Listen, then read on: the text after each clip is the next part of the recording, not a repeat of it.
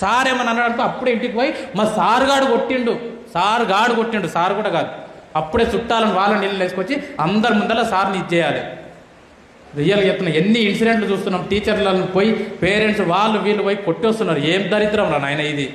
రియల్గా చెప్తున్నా, మీ సారు నిన్ను కొట్టినా కూడా, రియల్గా నువ్వేమైనా తప్పు పని చేసి నువ్వు కొట్టినా కూడా నువ్వు ఆ విషయం మీ ఇంట్లో చెప్పకుండా నీ ఫ్రెండ్ గారు ఎవడో మీ ఇంట్లో చెప్పి అరే మీవో నీ సార్ ఇష్టం వచ్చినట్టు కొట్టిందంటే అప్పుడు మీ అమ్మ నాన్న అరే నిన్నెట్లా కొడతాడు రా పా సార్ని అడుగుదామంటే అప్పుడు చెప్పాలి మీ అమ్మ నాన్నకు, అమ్మ నాన్న మీరు ఎట్లా కొడతలేరు, దారి తప్పుతున్న నా జీవితాన్ని దారిలో పెట్టడానికే కొట్టిడు మా గురువు, ఏం కాదు నేనే బాగుపడతాను చెప్పండి మిత్రమా, నేనే బాగుపడతాను చెప్పండి. తరగతి గదిలో తలరాతలు మార్చేటి గురువులారా. ఈ ఏజ్ లో ఉన్న పిల్లల్ని తిడితే కొడితే వాళ్ళు పక్కకు పోయి తిట్టుకుంటారని వాళ్ళకి తెలియదా బాస్? 100% తెలుసు. నువ్వు ఎన్ని బూతులు మాట్లాడతావు కూడా వాళ్ళకి తెలుసు.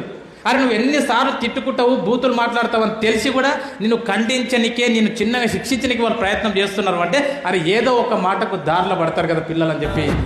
రాజు పేద భేదం చూపని ఉపాధ్యాయులారా.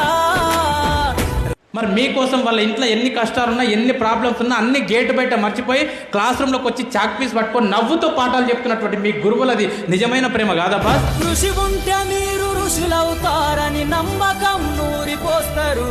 ఇంటి దగ్గర వాళ్ళ పిల్లలకు జ్వరం ఉన్నా సరే హాస్పిటల్కి తీసుకెళ్లి టాబ్లెట్లు వేసి ఇంటి దగ్గర పడుకోబెట్టి వాళ్ళ అమ్మ నాన్నకు అప్పచెప్పి స్కూల్కి వచ్చి అరే ఇంటి దగ్గర జ్వరం వచ్చిన నా పిల్లలు కాదు క్లాసులో ఉన్న 50 మంది పిల్లలు కూడా నా పిల్లలతో సమానం అని చెప్పి మీకు పాఠాలు చెప్పేటటువంటి మీ గురువుల నిజమైన ప్రేమ కాదప్పా? రేపటి తరము అంధకారంగా ఉండొద్దని ముందుంటారు.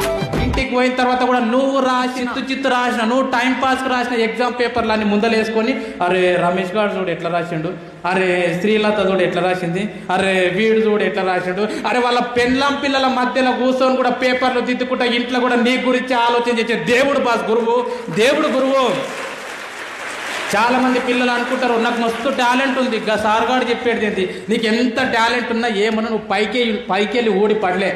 నీవు స్కూల్కు ప్రైమరీ స్కూల్ నుంచి పోయినప్పటి నుంచి ఇప్పటి వరకు నీ బుర్రలో ఏమన్నా ఉందంటే అదంతా నీ గురువులు పెట్టిన భిక్ష తప్ప నీకు ఏడికెళ్ళి రాలే. ఏం నువ్వు సొంతంగా నేర్చుకున్నావా? ఏబిసిడి సొంతంగా నేర్చుకున్నావా? 1 2లు సొంతంగా నేర్చుకున్నావా? పదాలు ఎట్లా వాళ్ళకన్నా సొంతంగా నేర్చుకున్నావా? వాక్యాలు ఎట్లా వాళ్ళకన్నా సొంతంగా నేర్చుకున్నావా? పుస్తకం ఎట్లా చూడాలన్నా సొంతంగా నేర్చుకున్నావా? పెన్ ఎట్లా పట్టుకోవాలో సొంతంగా ఏమి సొంతంగా నేర్చుకోలేవు బాస్, అన్ని వాళ్ళు పెట్టిన భిక్ష. రాష్ట్రాన్నేలే సీఎం అయినా, దేశాన్నేలే పిఎం అయినా, రాష్ట్రాన్నేలే సీఎం అయినా, దేశాన్నేలే పిఎం అయినా, మీ నుండి విద్య నేర్చినోళ్ళయా ఒకనాటి మీ శిష్యులేనయా. తరగతి గదిలో తలరాతలు మార్చేటి గురువులారా.